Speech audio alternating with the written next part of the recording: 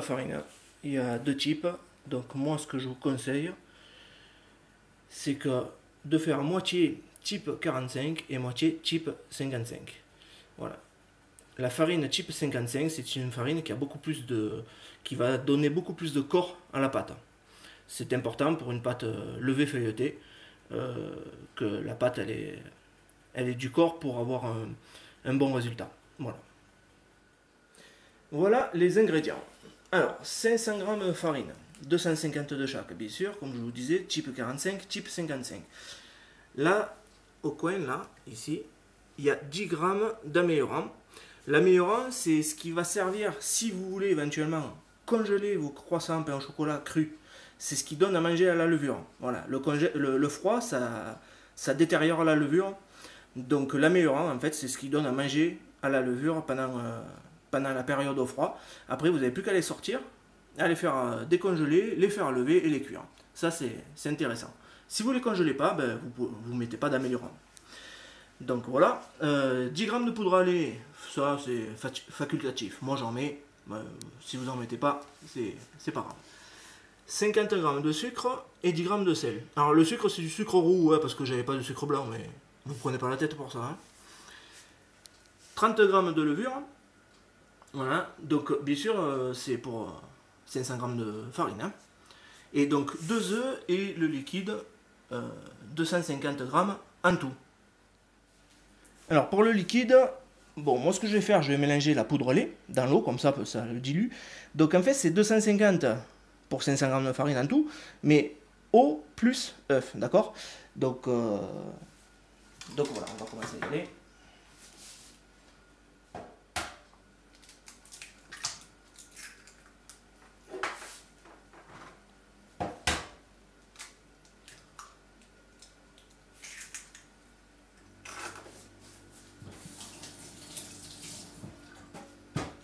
Voilà, donc 250 g de liquide, c'est bon.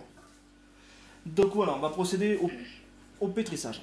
Donc, moi ce que je fais, je mélange mes ingrédients, et la levure, je la mets que quelques minutes après, parce qu'il ne faut jamais mettre la levure en contact avec le sucre ou le sel, parce que ça cuit la levure.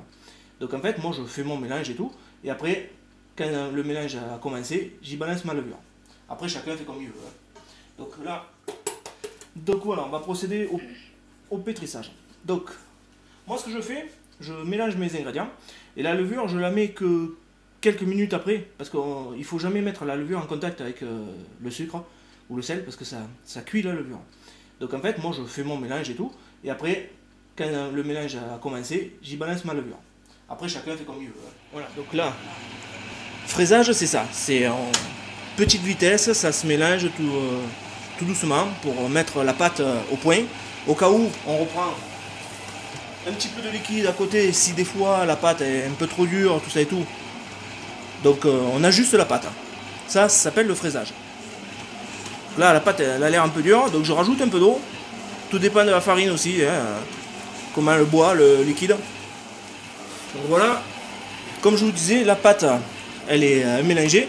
Donc là je peux incorporer ma levure. Je suis sûr que le sucre, tout ça et tout, le sel ne la brûlera pas. Ça abîmera pas la levure. Donc là, la pâte, en y mettant la levure, vous allez voir que la pâte, elle va un petit peu relâcher. Elle va commencer peut-être à coller aux parois, mais ça, c'est pas bien grave. Hein. En pétrissant, elle va prendre du corps. Ça ira bien. Donc là, je vais quand même toucher ma pâte à... Voir. Ouais. Mettre encore une goutte d'eau.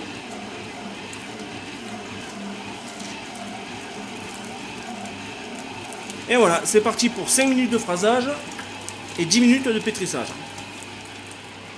Alors pour aider un petit peu la pâte, là ce que je vais faire c'est pas très bien, mais il faut faire très attention. Mais des fois, voilà, vous pouvez toujours un petit peu décoller la pâte pour aider à ce que ça retombe. Par contre, ce que je fais c'est pas très bien, il faut faire très attention à ce que le crochet n'attrape pas la spatule.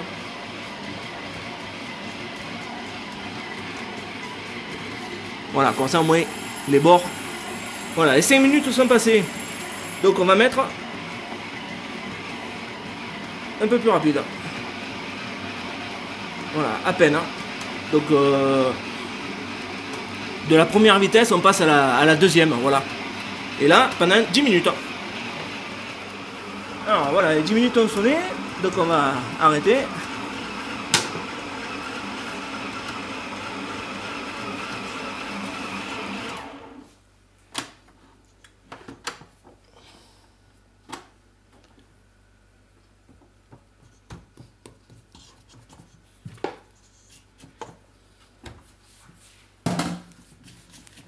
Donc là, la pâte, elle a fini de pétrir.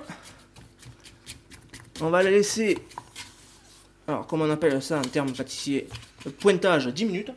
Ça veut dire qu'on va la faire reposer 10 minutes comme ça, avant de la rentrer au frigo.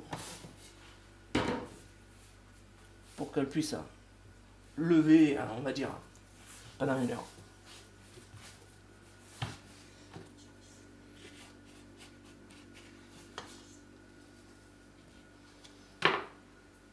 Donc le pointage se fait en boule, vous mettez votre pâte en boule, voilà.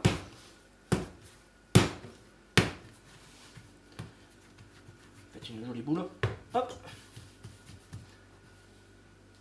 Un petit coup de farine. Alors moi je me suis fait une petite planche en bois là, voilà.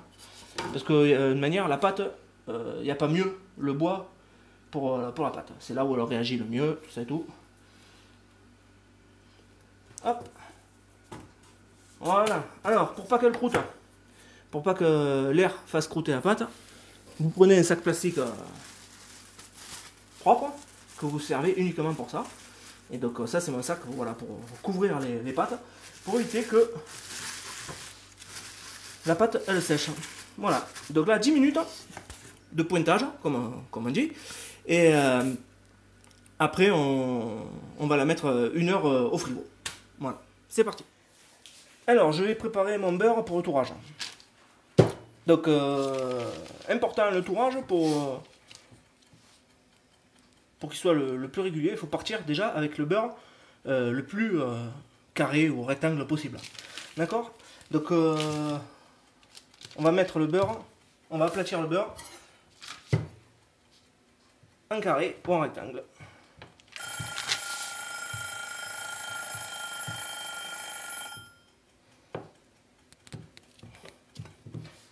Là, je vais mettre ma pâte à 1 heure en frigo. Alors, j'aime bien ce papier parce qu'il est assez élastique et pour taper le beurre, il se casse pas. Donc c'est pas mal. Donc le beurre, bon, pour étaler, soit à la main, soit avec un rouleau à pâtisserie. Donc là, c'est pas un rouleau à pâtisserie, hein, moi j'en ai pas. Et je sais, pour un ancien pâtissier, c'est comme ça. Et j'ai pris un morceau de tringle à rideau en bois, c'est bien, c'est pas mal. Donc là, ben, vous mettez en forme le beurre.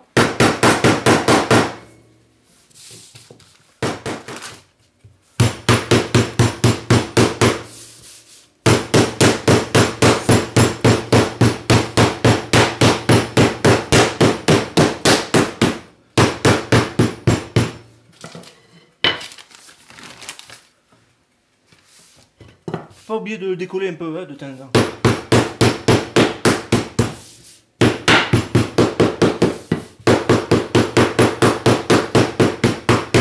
Voilà, on l'ajustera tout à l'heure au moment du tourage.